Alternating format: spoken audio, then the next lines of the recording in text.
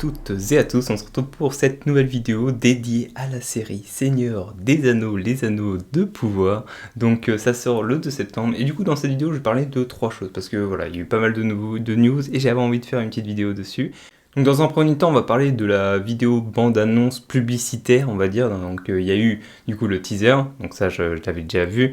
Il y a ensuite eu une vidéo promotionnelle, donc je pense que beaucoup ne l'ont pas vu, donc je vous mettrai le lien en description et on va le commenter ensemble, voilà. Alors, je ne vais pas vous mettre la vidéo sinon je vais me faire strike, mais je vais vous mettre quelques photos que j'ai prises qui me semblent importantes. Ensuite, en second temps, on va parler des orques qui ont été montrés, donc ils nous ont montré les orques du Seigneur des Anneaux, les Anneaux de Pouvoir, qui sont, ma foi, vraiment stylés, donc on en parlera en deuxième partie.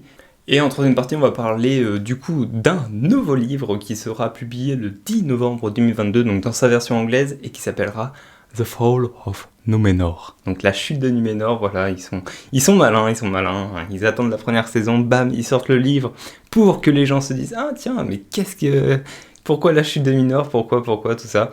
Donc on va en parler, donc c'est parti, bonne vidéo à vous. Donc, on va parler de la vidéo promotionnelle, hein, donc je vais être assez rapide, hein, et je vais vous dire les points essentiels de la vidéo promotionnelle qui est, pour, je pense, la plupart, pas très intéressant, mais moi je trouve ultra intéressant parce que ça nous tisse des choses qui pourraient arriver dans la série et qu'on ne va peut-être pas s'y attendre, enfin en tout cas, moi j'aimerais trop que ça arrive en tout cas.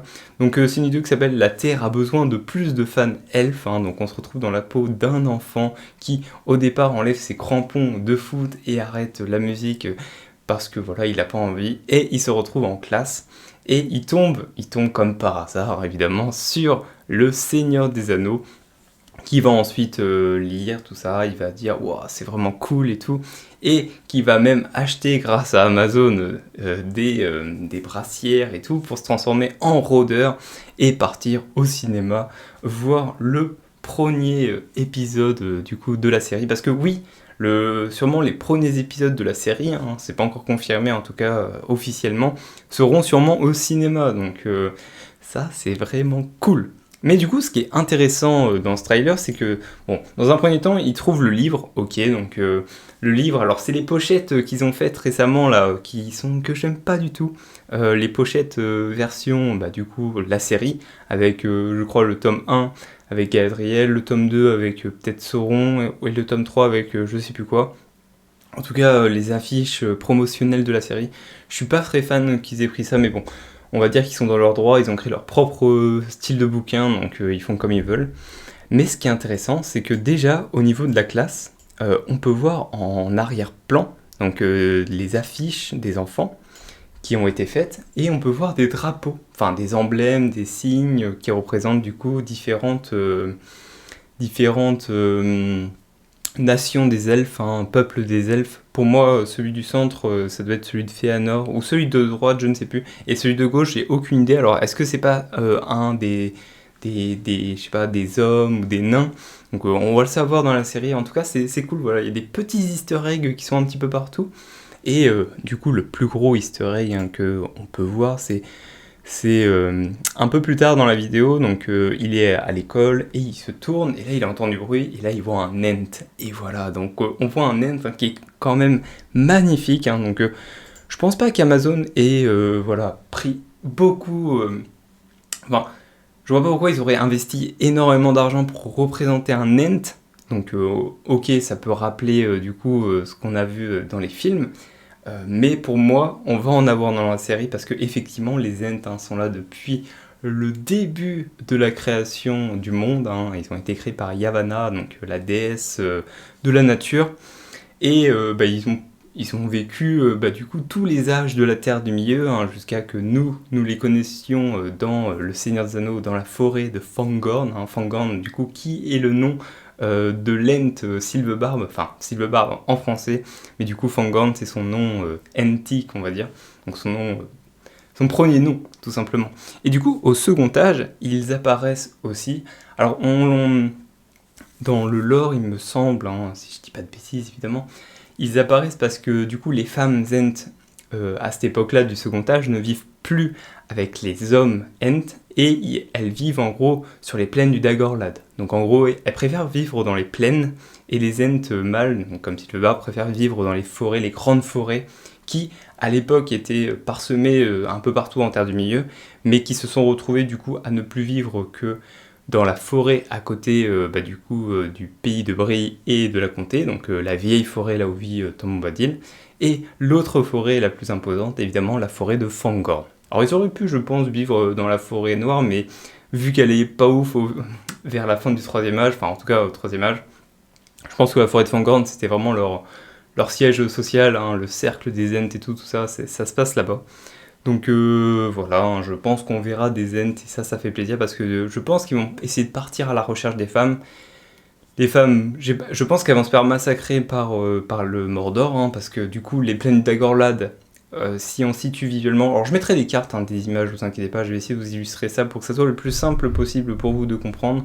Donc le Dagorlad, voilà, ça se trouve du coup devant le Mordor, hein, c'est là où il y a le Marais des Morts, tout ça, enfin un petit peu au-dessus, mais cette zone-là de prairie, hein, qui a été dévastée du coup ensuite par les nombreuses guerres, et ben c'est là où vivaient les femmes Ents. Hein. Alors on ne sait pas si elles ont fui, hein, dans les bouquins, c'est jamais dit si elles ont survécu ou pas, en tout cas on pense qu'elles sont parties soit vers l'est de la Terre du Milieu, soit vers le sud, mais en tout cas voilà, Sylvebarbe raconte quand il est avec Pipin et Merry, que ça fait très très longtemps qu'il n'a pas vu sa femme.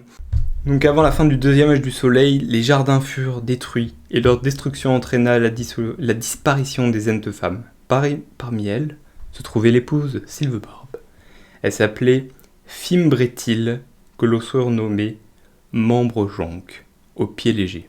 Ok, et ben voilà, du coup vous avez les informations sur les Ents. Alors voilà, je tire les informations de l'encyclopédie illustrée de Tolkien, hein. J'essaie évidemment de donner des sources, comme ça au moins tout est parfait. Donc ça c'est la première chose de cette vidéo qui est assez intéressante, hein, à ce niveau-là. Ensuite nous avons un peu plus loin, du coup il regarde le trailer, bon à travers la tablette, tout ça. La fin de la vidéo est pas forcément hyper intéressant. Par contre, quand il est dans la chambre, là c'est très intéressant. C'est qu'on peut voir des affiches un petit peu partout, alors forcément qui représentent le Seigneur des Anneaux. Et il y a une affiche en particulier qui est hyper intéressante. Alors la fin de la vidéo, on va juste en parler vite fait, hein, pour comme ça aller sur le plus important. Donc il arrive au cinéma, donc là on voit plein de gens qui sont plutôt qui sont costumés quoi, pour la fête. Ça c'est vraiment cool. Mais c'est pas forcément le plus intéressant. Le plus intéressant du coup c'est dans sa chambre, là où il regarde, du coup là où il lit le Seigneur des Anneaux sous sa couette. Mais on peut voir du coup juste avant qu'il y a une affiche en haut à droite. Il y a des gens qui ont l'œil, hein, sur internet et qui ont dit mais ça c'est un bouquin qui a été édité, ça je reconnais. Et du coup, ce bouquin qui a été édité et que c'est une affiche dans sa chambre, c'est ce recueil de livres, ce livre, Un voyageur en Terre du Milieu, donc en anglais évidemment. Et c'est un cahier du coup des croquis de John Howe, donc l'illustrateur officiel de la trilogie du Hobbit, hein. Je le présente même plus parce que bon, je vous mettrai quelques images de lui, mais ce mec c'est un génie, hein. C'est lui qui a façonné, on va dire, le monde qu'on connaît du Seigneur des Anneaux, enfin en tout cas visuellement, et c'est vraiment un dieu. Et du coup l'enfant feuillette, c'est ça qui est incroyable, c'est qu'il feuillette, et on retrouve aussi dans un tableau des elfes, hein, dans sa chambre. Et du coup, cet enfant feuillette une page où on voit un nain avec une hache qui tape un dragon, hein, qui s'attaque à un dragon, donc une scène de combat, une scène potentiellement qui pourrait arriver dans la série, j'imagine, hein, s'il montre ça. Hein. Ça peut être qu'un easter egg, hein, mais en tout cas, voilà, c'est plutôt, je trouve, un indice très intéressant. Et du coup, moi, enfin, on va dire les Anglais, ils ont fait pas mal de recherches, sauf que moi, j'ai aussi le livre, donc j'ai pu faire mes recherches de mon côté. Et je suis tombé sur cette magnifique page, que je vous mettrai comme ça, là. Tac, tac, tac. Alors, je vous la mettrai peut-être en meilleure qualité, comme ça, mais en tout cas, là, j'ai la preuve devant moi, comme ça, au moins, pas de problème. Et ça serait, du coup, le Dagor Nirnaeth Arnoediad. Alors, comme ça, vous allez me dire, mais qu'est-ce que c'est que ça? Alors, en langue française, ça donne la bataille des larmes innombrables. Alors pour faire très très simple, hein, pour éviter que ça soit trop compliqué, la série va du coup parler du second âge, mais pour parler du second âge, il va falloir parler du premier âge. C'est-à-dire, le Seigneur des Anneaux, ça se passe au troisième âge, la fin du second âge, C'est le moment où on voit le début du prologue du Seigneur des Anneaux, donc là où il y a Sauron qui perd son anneau et qu'il est vaincu. Le second âge, voilà, ça va être la création des anneaux, tout ça, la création des anneaux, comment Sauron est arrivé au pouvoir. Et le premier âge, du coup, ça raconte avant. Avant, juste pour faire très très simple, il y a un grand méchant qui s'appelle Morgoth, qui est un Valar, qui est très puissant, c'est une divinité en fait. Et son lieutenant, du coup, c'est Sauron. Voilà, Sauron, c'est son maître. C'est comme le Padawan avec son Jedi, tout ça. Donc, et pour du coup faire simple, c'est que cette bataille se passe du coup à la fin du premier âge, et il y a un dragon qui s'appelle Glorung, qui est un dragon sur pattes, et non un dragon comme Smaug, qui vole. Celui-là ne vole pas, c'est un peu comme un gros ver, mais en un dragon, quoi. Et il se fera attaquer par des nains, voilà. Donc il va y avoir une bataille entre des nains et un dragon, hein. Donc le retour des nains avec les dragons, c'est terrible, mais c'est vachement cool. Et du coup là c'était des nains qui étaient capables de résister aux flammes ardentes du coup du dragon, parce que les nains, enfin les hommes et les elfes se faisaient terrasser par le dragon parce qu'ils brûlaient en fait, ils brûlaient vifs. Et les nains ont réussi à lui mettre un bon coup au dragon pour que le dragon s'enfuit. Voilà. Donc là c'est vraiment un résumé très très simple, hein. Si vous voulez je mettrai peut-être la citation dans les commentaires de cette vidéo, comme ça vous aurez toutes les informations. En tout cas voilà, c'est dans les croquis, donc c'est vachement cool qu'ils aient mis cette référence. Alors est-ce que c'est un easter egg qu'ils vont utiliser ou pas, je ne sais pas. En tout cas ça me paraît probable qu'ils le fassent, parce que je vois pas pourquoi ils auraient mis ça là. S'ils ont mis ça, c'est qu'ils ont les droits de cette image, donc ils ont potentiellement le droit de l'exploiter. Je ne sais pas, en tout cas, John Ho, voilà, il est trop fort, il fait des illustrations qui sont incroyables. Je vais juste vous remontrer pour une dernière fois le dragon qui se fait terrasser par un nombre incalculable de nains, voilà, je sais pas si vous m'avez bien entendu.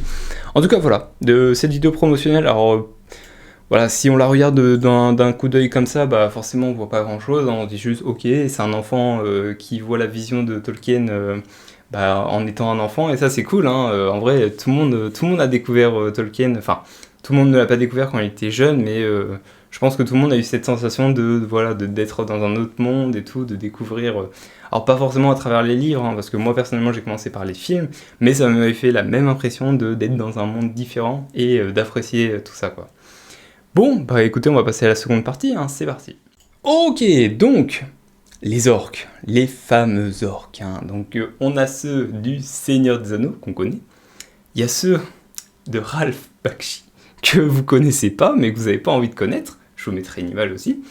Nous avons les orques du film Le Hobbit, qui sont bien, mais moins bien. Voilà, donc on a eu beaucoup de maquillage pour la trilogie de Peter Jackson, Le Seigneur des Anneaux.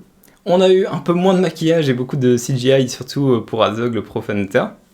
Et là voilà, hein, on avait eu, lors du teaser, une preview un peu des orques sur une seconde, hein, où on voit, on pense que c'est Finrod, un personnage que vous allez découvrir, qui est le frère de Galadriel, un personnage très important. Et on les voit se battre lors d'une bataille du premier âge. Donc, voilà.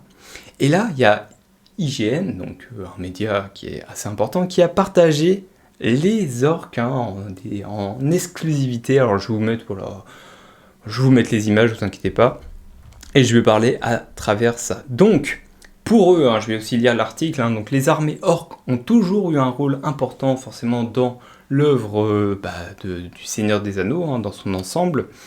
Donc voici un premier aperçu. Donc à la fin du premier âge de Tolkien, les orques ont été décimés, hein, forcément ils se sont fait défoncer à la fin du premier âge. Ils ont été près de l'extinction, mais évidemment les orques sont malins, donc ils se sont cachés. Donc là on va avoir une facette des orques où ils sont peu nombreux, mais assez malins pour se concentrer surtout sur la survie. Voilà, ça va être surtout ça va être de la survie des orques. Mais en tout cas, à travers ces images, on peut vraiment voir je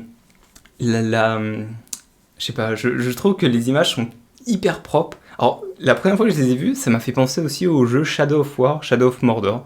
Je sais pas si, comme moi, vous avez le même mood que moi.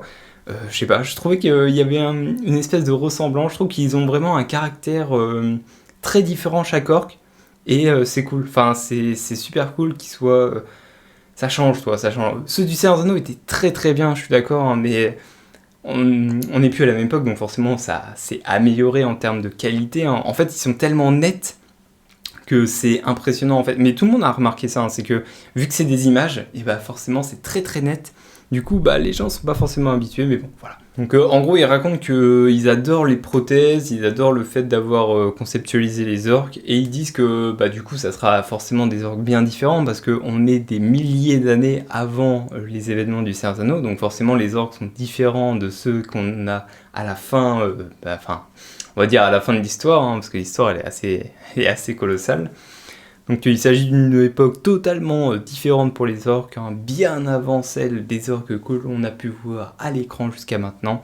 Avec leur nombre diminué, ils étaient importants. Et il y avait besoin d'avoir un sentiment d'être différent de ceux qu'on connaît déjà. Voilà. Alors il y a aussi un aspect aussi nouveau, c'est que il va y avoir des orques femmes. Voilà, il y a des orques femmes. Il est difficile d'imaginer des orques en dehors des hordes de guerriers auxquels nous sommes habitués, mais Weber nous offre une information majeure sur la série en ce qui concerne la repopulation. Les orques en teasant son moment favori de la première saison du Seigneur des Anneaux, les Anneaux de pouvoir.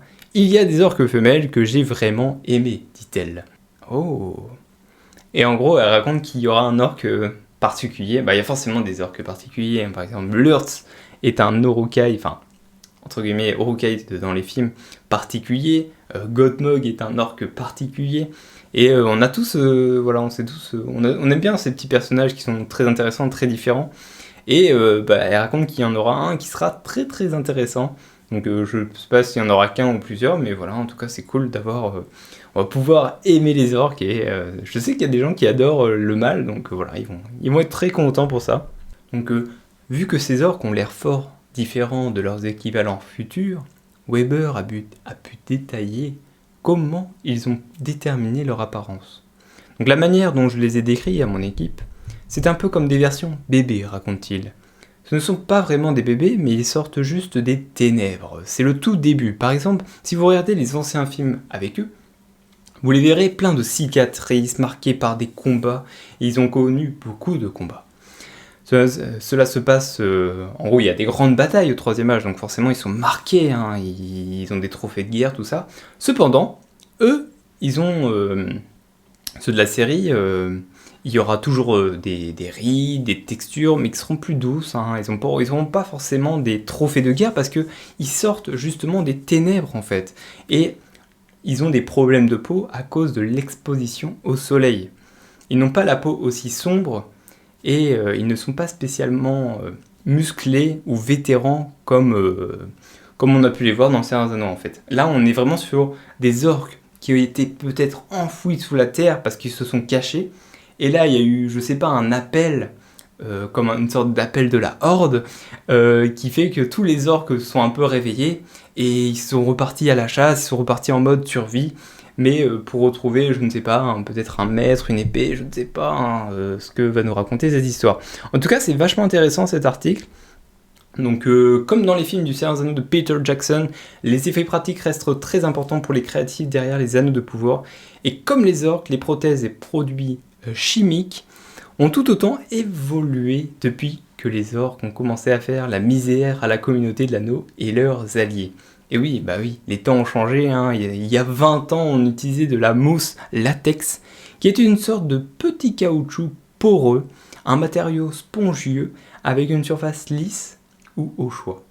C'était le bon vieux temps, mais c'était juste à la fin de tourner Le Seigneur des Anneaux, quand nous avons fait notre toute première version silicone de Gimli. Après cela, il a pu porter du silicone, mais à présent c'est la norme. Donc les oreilles, les nez, les morceaux d'or sont tous en silicone encapsulé, ce qui représente en gros 2 couches de silicone avec une pièce amovible en silicone au milieu. De fait que lorsque c'est appliqué sur le visage d'un acteur, ils peuvent bouger et cela fonctionne. Cela prend aussi la même température que leur peau. Et on peut voir la transparence ensuite vous peignez doucement par-dessus, un peu comme du maquillage sur un humain, plutôt que de sceller et de tartiner de peinture comme on le faisait avant.